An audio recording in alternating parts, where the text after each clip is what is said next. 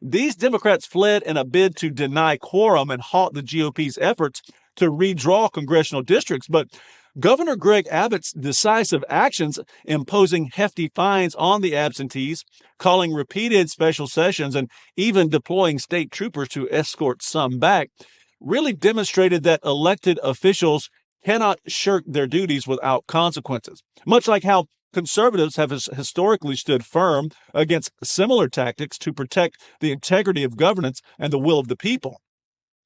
The proposed maps, swiftly moved forward by the House committee once quorum was restored, aim to add 5 new congressional seats that favor Republicans.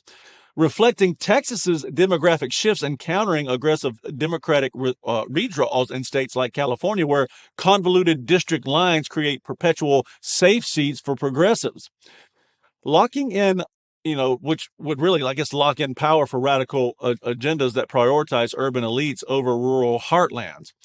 For example, current Texas districts often pack conservative voters into concentrated areas, diluting the influence of communities like the oil-rich Permian Basin, where hardworking energy workers drive the economy but find their voices overshadowed by liberal strongholds in Austin, pushing green energy mandates that threaten livelihoods and increase costs for families. This mirrors historical gerrymandering abuses, such as Elbridge Gerry's infamous 1812 Massachusetts maps that twisted boundaries to favor one party, a strategy Democrats refine today in Illinois by drawing serpentine districts that suppress conservative turnout and maintain control despite population changes favoring the right. Democrats decry the plans as diluting minority voting power, but the facts tell us a different story here. The GOP maps actually increase the number of Hispanic-majority districts, aligning with Texas's evolving demographics, where Hispanic voters increasingly align with Republicans on issues like strong borders and family values.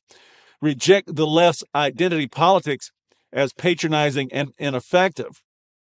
The demographic and the beliefs of the Hispanics have really changed here in recent years because of the left's shift to this, woke dynamic. But this could flip key suburban Houston seats where residents have grown weary of defund the police experiments, leading to rising crime rates and potentially decide control of the U.S. Congress in the 2026 midterms, as analysis from outlets like NPR indicate Republican advantages in state-level map-making could offset Democratic gains elsewhere. President Trump's endorsement of these efforts, urging maps that put America first by empowering conservative voices, ties into his broader fight for election integrity, reminding us of 2020 controversies where questionable practices undermine trust.